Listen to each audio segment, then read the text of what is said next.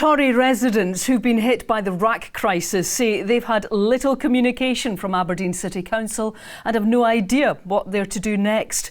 Yesterday, it emerged 500 homes in the Balnagask area contain the concrete which is prone to collapse. Those who own their homes are worried their properties are now worthless. Oliver Wright has the latest. 19-year-old Hannah Chowdhry managed to save £30,000 to put a deposit down on this house in Balnagask last year. It was supposed to be her home while she finished her studies in Aberdeen. Just a couple of months after she bought it, she was told it might contain RAAC.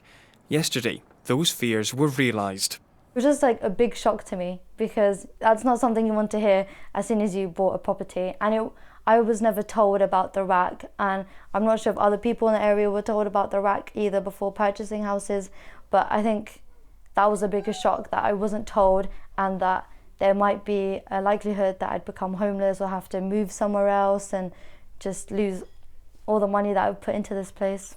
Her dad Wilson says he's worried for the safety of his daughter and wants the City Council to take responsibility. The roof could collapse on her head. Not only is she unable to pay for these repairs, but also, she's every day spending her life under threat with a roof that could collapse and kill her. Because it seems so simple for them now to offload any burden by saying we're protecting our tenants. They've said very little about any assistance to homeowners. Hannah started a petition asking for more support from the council and Scottish Government. There are around 500 homes in this area that have been told they have RAAC.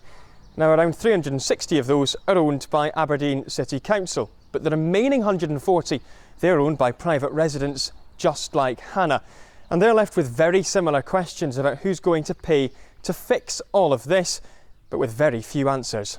We have to ask the people to consider be relocated within Aberdeen in a permanent situation because we don't see how we can find a way out of this.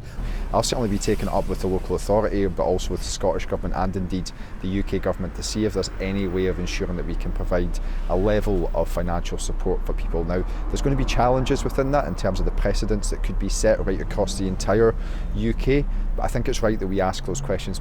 The operation to find homes for those living here has only just begun. It's expected council tenants will be rehomed in the coming months. For those that own their properties, they're left wondering how their homes can be fixed and how they'll foot the bill. Oliver Wright, STV News.